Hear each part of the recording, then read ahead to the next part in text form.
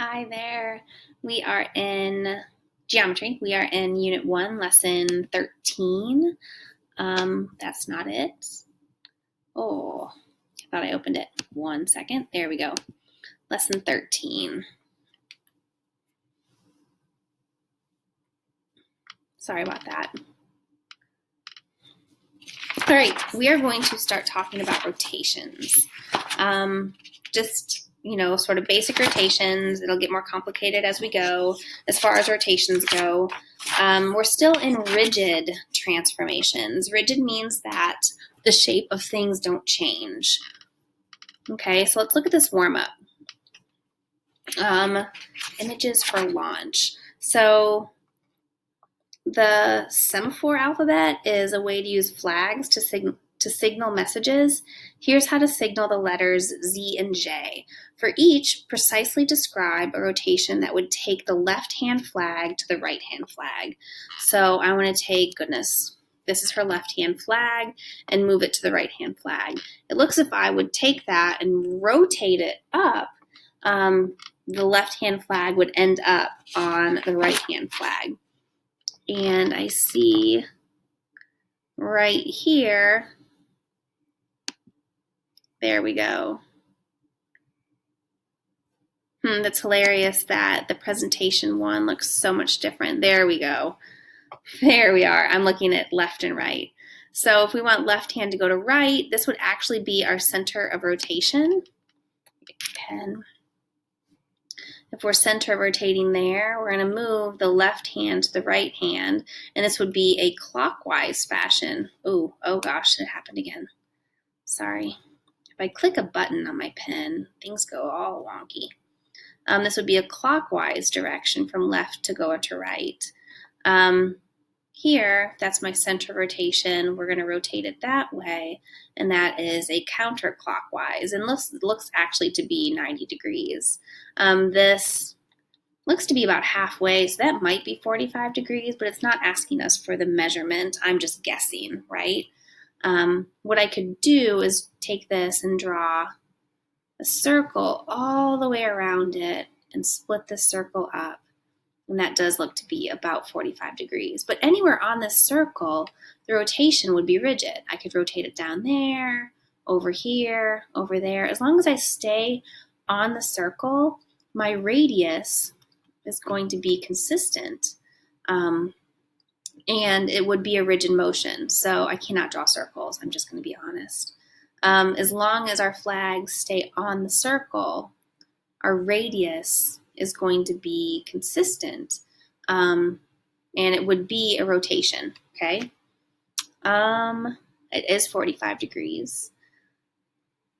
So this point right here, we can also, I call that the center of rotation. Oops. There we are. The book also talks about this being the point of intersection of the arms. Okay. Counterclockwise. Yeah. So we got everything that we needed to catch on that one. Awesome. Let's move on. Oh, that's what we talked about. All right, so turning on a grid. I think we're going to go over here to the student digital one. Yep, and let me read it because I can never read it on there.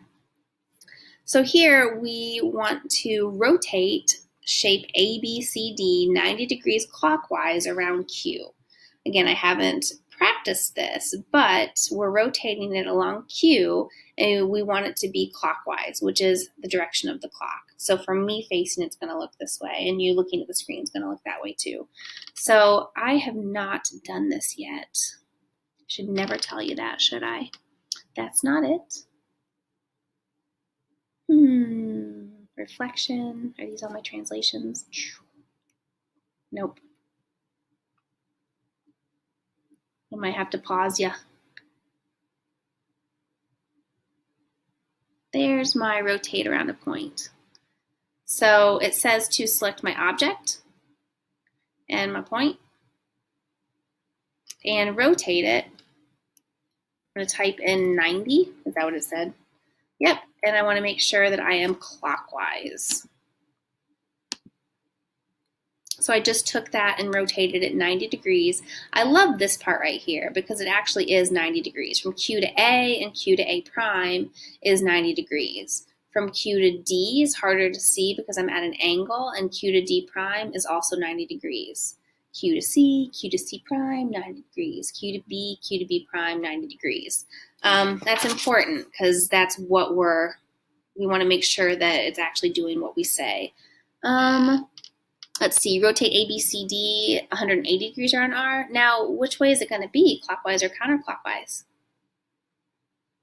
Well, you guys should say, Miss Carly, it doesn't matter because it's 180 degrees. So I could go counterclockwise or clockwise, and I would end up at the right spot. And there we are. We went from here all the way over there. And it should make a straight line here. Okay, that's important. Through the center of rotation from A to A prime should be a straight line. Okay, B to B prime is B prime sub 1, straight line. D to D prime, I think that would be a straight line. Let's check it.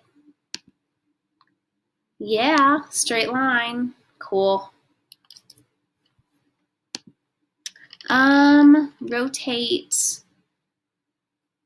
this next one 120 degrees clockwise around O. So I think it's here because these are all my transformation tools. Rotate. We want to select this figure around point O, and I want it to be clockwise. Now to do this by hand, you would get a compass and a protractor out.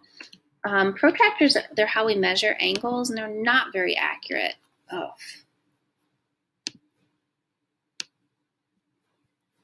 Trying to move that. Well, that's unfortunate. I can't squeeze that in any. The next thing, I'll look here since I can't read that one anymore. It says 60 degrees counterclockwise around P. So let's do it again. Around P, 60 degrees counterclockwise. And there we go, and that is correct. All right, so any angle that I measure from H to P to H prime 1 will be 60 degrees. If I drew a segment from H to P and P to H prime 1, I think I can measure this. Create, nope. I thought I could. Angle with given size, angle. I don't know if it'll get me the right direction, but we can always subtract. Yep, 60 degrees. Awesome. I can do the same with, let's do it from J, because I can see J in the other figure. J to O, O to J prime. I think this one was 120 degrees. Nope.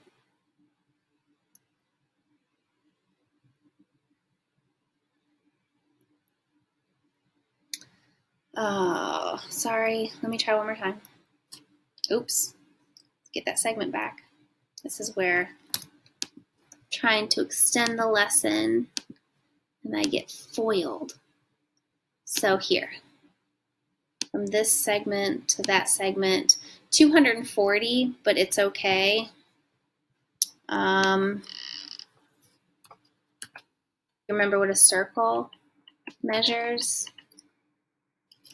So 360 minus 240 is 120, and it should be 120. So if this is 240 out there, that's 120 in there, okay? All right, so now we're going to translate, rotate, and reflect. My suspects triangle ABC is congruent to triangle DEF, ABC, DEF. She thinks that these steps will work to show there is a rigid transformation from ABC to DEF. Translate by directed segment V. So we want the translation right here, and we're going from ABC to DEF. So we're going to select this and that vector, and we're all the way up there. So we just did a rigid slide along vector V. And then rotate the image some degrees. We're going from here to there. I think that, each one of these is 60 degrees. I think that's going to be, it's more than 90. I don't know what that degrees would be. 90 plus 30? I think it's 90 plus 30. Nope, 120. All right, so let's rotate it.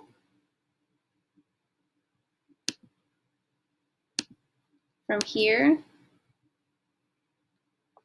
over that dot. What did I say? 120 degrees. And I want to go clockwise.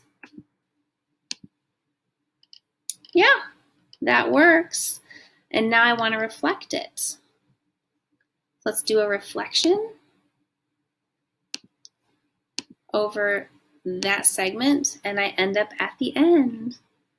That's very cool. So draw each image and determine the angle of rotation. And you have paper in front of you, and I would definitely practice that with paper.